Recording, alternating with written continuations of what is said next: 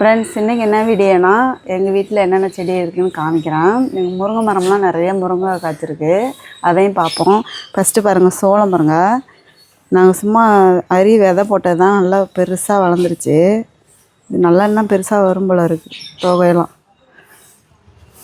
சரி, அப்படியே மாடிக்கு போயிட்டு முருங்கை மரம் நிறையா காய்ச்சிருக்கு பார்க்கலாம். சின்னோண்டு இடம் தான் ஃப்ரெண்ட்ஸ். நாங்கள் பாருங்கள், முருங்கை மரமும் கருவேப்பிலை மரமும் பூச்செடி வச்சோம். பூச்செடி இப்போ அவ்வளோதான் இல்லை. சரி வாங்க.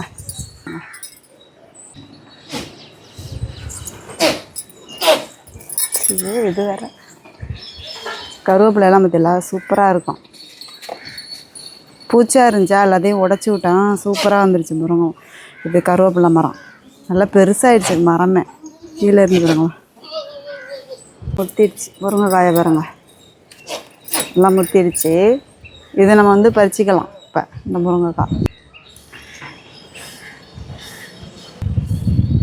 முருங்கைக்காயை வைக்கிற சீசனில் வந்து முருங்கை இலையெல்லாம் வந்து நல்லாவே இருக்காது. காய் முடிஞ்சதுக்கப்புறம் முருங்கைக்கீரை சூப்பராக இருக்கும். இப்போ வந்து கீரையே இல்லை மரத்தில் பாருங்கள், வெறும் முருங்கைக்காய் மட்டும்தான் கிடக்கு.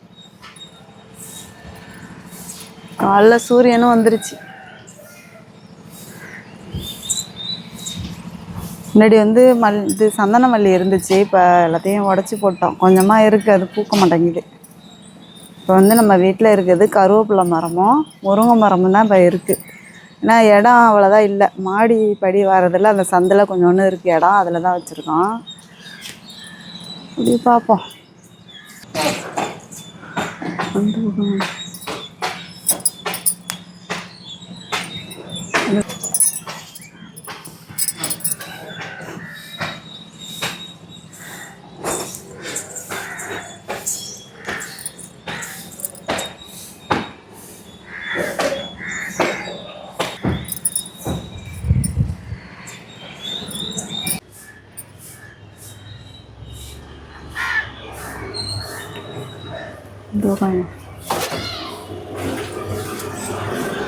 ஃப்ரெண்ட்ஸ், இதுதான் சந்தன மல்லி செடி. இதை வந்து நாங்கள் ஸ்டார்டிங்கில் ஃபஸ்ட்லேயே வச்சுருந்தோம். நிறைய பூ பூத்துச்சு.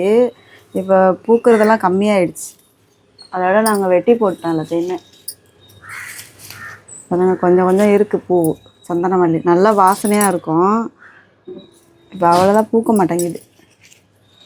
ஆனால் முருங்கைக்காய் மட்டும் நல்லா காய்க்குது. கருவேப்பிலை செடி நல்லா மரமாக போச்சு பாருங்க. முருங்கை மரமும் கருவேப்பிலை மரமும் நல்லா பெருசாகிடுச்சு. இவ்வளோ தான் இடம், அதான் மண் இருக்கிற இடமே எங்கள் வீட்டில். ஃப்ரெண்ட்ஸ், இது வந்து மாதுளம்பழம் செடி.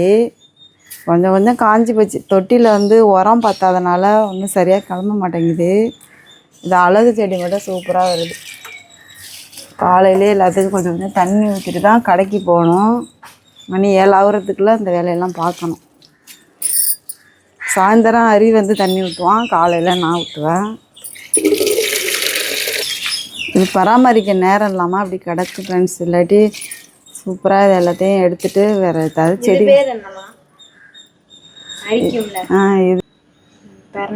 இது பேர் பிரண்டை. நிறைய இருந்துச்சு இந்த செடி, எல்லாத்தையும் உடச்சி போட்ட காடு மாதிரி வந்துருச்சு. அதனால கொஞ்சம் வெட்டி போட்டு செடியெல்லாம் ஒழுங்காக எடுத்துட்டு ஒழுங்காக அடிக்க வச்சேன். ஆமாம், நம்ம இந்த இப்போ கொஞ்சம் நாள் சென்று எல்லாத்தையும் எடுத்துட்டு சுத்தம் பண்ணிவிட்டு வேறு செடி வாங்கிட்டு வந்து அழகாக வைக்கலாம் தொட்டியில். உரம் பற்ற மாட்டேங்குது. உரம் வந்து நம்ம கடையில் தான் வாங்கிட்டு வரணும். கோகோபீட்டு வாங்கிட்டு வந்து போட்டு சூப்பராக வச்சுனாக்க நல்லா செடி வந்துடும். இதில் ஒரு வேப்ப மரம் வேறு, அது வீணாக போயிடுச்சு போல். ஆமாம், மாற்றினா நேற்று தண்ணி மாற்றினாலும் இந்த கலருக்கு தான் வருது. அதே அதனால தான் பச்சையாக இருக்குது. எல்லோரும் தண்ணியை மாற்ற சொல்லி கமெண்டில் சொல்லியிருந்தாங்க. இது நேற்று தான் தண்ணி மாற்றினானே, அது இதுக்குள்ளே இப்படி கலர் ஆயிடுச்சு. எல்லாத்துக்கும் தான் மாற்றினது. ஆமாம், அதில் கலர் போட்டு வச்சுருக்கான். ஒரே ஒரு மீன் கிடக்கா, அது தனியாக வச்சுருக்கான்.